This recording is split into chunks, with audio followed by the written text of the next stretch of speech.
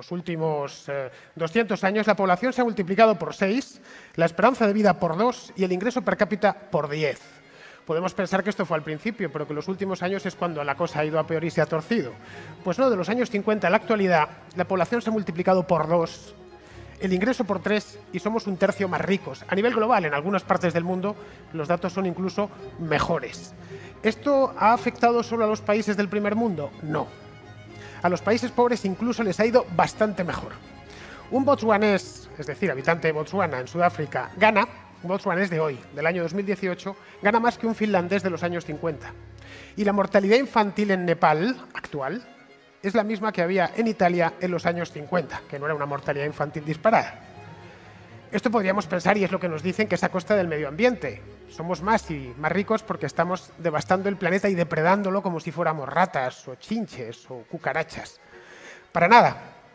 El medio ambiente está, no voy a decir mejor que nunca, pero no está en mala forma. De hecho, está mejor que hace 100 años, bastante mejor que hace 100 años. Mejor incluso que hace 40. La masa forestal del planeta ha aumentado un 14% en los últimos 28 años, desde 1990 a esta parte. Si nos vamos a otros países, como España, ha aumentado un 33%. Desde el año 1990, España es un tercio más verde.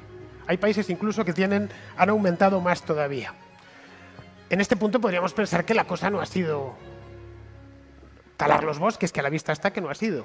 Que quizá lo que hemos hecho es contaminar la atmósfera. Pero si nos vamos a los datos fríos, vemos que desde 1970 a esta parte, a nivel global, las emisiones de dióxido de azufre, que es tremendamente dañino para nuestros pulmones, han disminuido, tengo el dato aquí, un 36% a nivel global. En Europa muchísimo más, en Estados Unidos muchísimo más.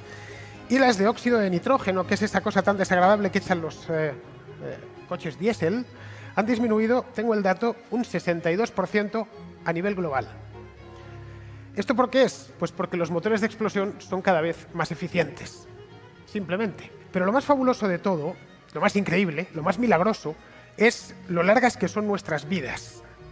La vida humana históricamente ha sido, aparte de dura, ha sido cortísima, o fue cortísima. La vida de nuestros antepasados fue extraordinariamente corta, más de lo que imaginamos.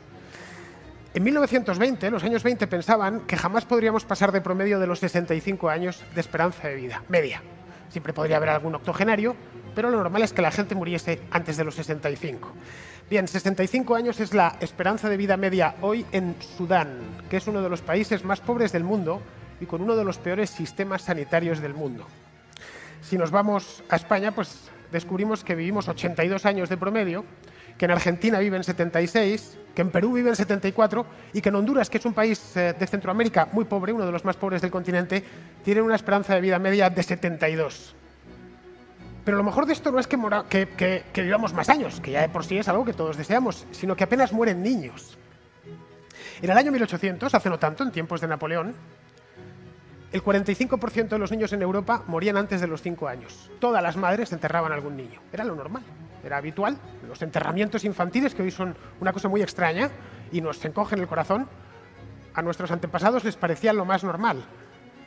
Bien, a nivel mundial, no en Europa, por supuesto, Europa es prácticamente inexistente, a nivel mundial la mortalidad infantil, es decir, todos los niños que mueren antes de los 5 años, es del 4%. En todo el mundo, ¿eh? Podríamos pensar, bueno, pero eso es porque en Europa mueren muy pocos, pero en el tercer mundo mueren muchos. En España concretamente es del 0,3%, es decir, está prácticamente erradicada. Pero si nos vamos a Ruanda, un país muy pobre en el centro de África, entre Tanzania y el Congo, nos encontramos con que allí es del 5%. Y en 1990, ayer por la tarde, como aquel que dice, era del 35%. Yo creo que eso es una gran noticia. Si cogemos las 4 necesidades básicas que tenemos todos, que son el alimento, el vestido, la vivienda y la energía, todas han bajado de precio en los últimos 30 años y directamente se han desplomado en los últimos 200. Y así podríamos seguir con un montón de necesidades más que ya podríamos considerar secundarias. La pobreza no tiene absolutamente nada de digno, absolutamente nada. Con la pobreza todo lo que podemos hacer es acabar con ella. No se le debe nunca prestar culto ni nada por el estilo. La libertad solo se alcanza cuando hay prosperidad. No existe ningún caso de un país libre y pobre en el que se pase necesidad, porque la necesidad es el primer pasto de los tiranos. Allá donde un tirano otea necesidad, se echa en plancha. Y cuando llega, lo primero que fabrica es pobres. Bien, creo que es hora de que nos vayamos reconciliando, y esto está bien, con que vivimos en la edad de oro de la humanidad. Y una edad de oro que además vamos renovando con cada generación. La empezamos ahora aproximadamente 200 años y cada generación somos más ricos, somos más sabios, tenemos acceso a muchísima más información, opinión y relaciones sociales de las que nuestros antepasados siquiera pudieron soñar. Yo creo que deberíamos alegrarnos por ello.